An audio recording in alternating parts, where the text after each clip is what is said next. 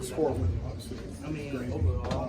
But certainly get some hands-on football. Talk about trips and overthrows.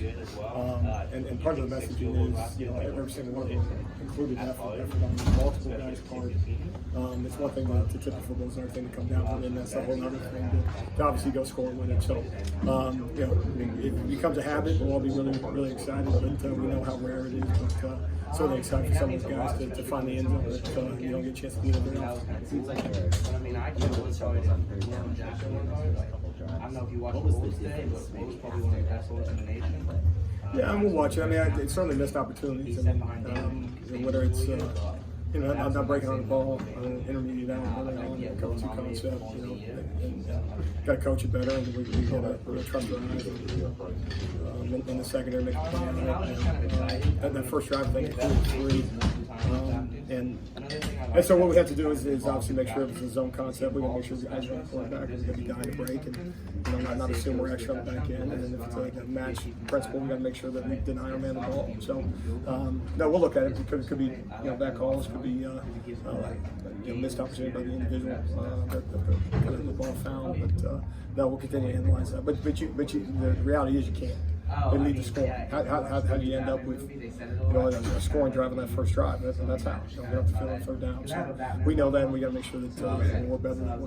So you talked about kids from that point. Like it seemed like things. Yeah, I mean, one of the messages we talked, and it always sounds good as a coach. Trust. And if we say something, and the part that I think is maybe just as a new staff and new program, the things that we work on in practice are the things that we want to see and try to convince guys of that. If we put something on your plate and we deem it as important, whether it's an everyday thing, whether it's a common drill or technique, or it's very specific to opponent, we will not, we promise you guys, we will not ask you to do something if we don't think it's important. So some of that's trust, and that's something that's ongoing, and we got to keep building it. Can you talk about Kalen running that guy down on that day where he got loose, and then the pick 6 came, and maybe kind of emblematic of how you guys solve things today? Yeah, we talk about being an effort-based defense, and we'll say it, and the minute I say effort, someone wants to ask a question about scheme.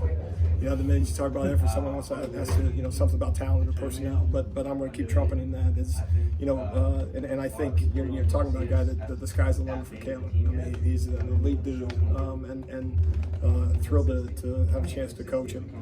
But he doesn't make either of those plays if he doesn't play with tremendous effort. And so, and we're sometimes warped as coaches, but to get excited about a guy hawking somebody down, I think they end up scoring on the drive is disappointing.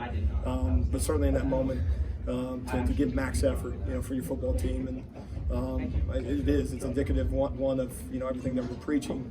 But it's one thing to say, it's another thing. He's the one that has to go chase him down. We don't. So give him a lot of credit, and was excited for him to make some plays. And, I think the messaging will ring true. We didn't make a play today that didn't include great effort on the guy's part, and those were 2 big ones. So Ron described this game as meaningful. Just keep so many things surrounding you all coming here. How do you see how do you describe it? Yeah, I mean, you come here and the last thing on your mind is football in so many ways, and the season specifically, and so all of a sudden you're sitting there walking down the ramp, and it seemed like it'd be a million years away to actually come out here and play. And so, it's an opportunity to get on the grass with the guys. In real world, it counts. You keep score. The mistakes matter. And it's also an opportunity to, okay, let's look back at our week of preparation. Did we do the right things? Did we ask you to do certain things? Did you bulk at it? Did you look at it sideways and say, do we really need to do those things? Did those things show up on Saturday? Did we attack adversity? Or did we, just simply kind of, weather the storm and hope that the offense scores some points specifically to the defensive side of the ball? And so it got real today, and it's such you can only do so much in practice, and it's critical. No one will talk about practice more than me, but ultimately you got to go out there on a stage, and the stage gets bigger next week. We understand that, but this was one step along in the process. I mean, it's sort of the circle of life of football anyway. You spend all that time preparing, and then that first game kind of rushes up on you. But was this even more so just because of the situation and because of the environment and because it was a new opportunity? Yeah, I mean, I think the guys are looking at us. How are we going to act on game day? So it's not just one-sided, and so it is important.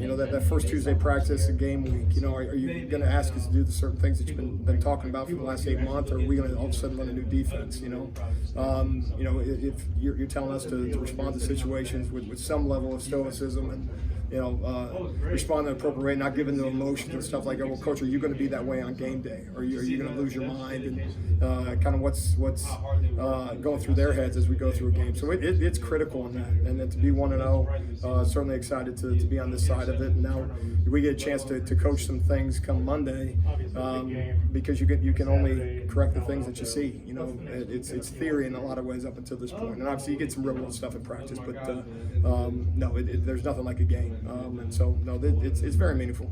We've made a lot of sacrifices, and a lot's been done over the last 8 months, family-wise, and the players included. A lot of new faces out there that came out here to swing the bat, be part of USC football. And so, this was our first at bat.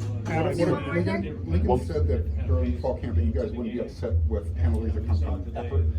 Melo got ejected today. What was your reaction when that happened? Yeah, I didn't see it in real time. Obviously, you saw it on the scoreboard, and when you go high, you run the risk of it. And then we got to be smart on, specifically on quarterbacks. We know in this day and age it's the right thing to do. They're looking for it, and certainly if it was someone hit our quarterback, we'd expect the same thing. I don't think it was a heinous act on his part, but they don't judge intent either. So it's a teachable moment. It's a lesson. I'm glad it happened in the first half. It was going to happen, and like so many of the mistakes that we made today, and there certainly were a lot. That's one of those things that we get a chance to teach the guys and learn from. Okay.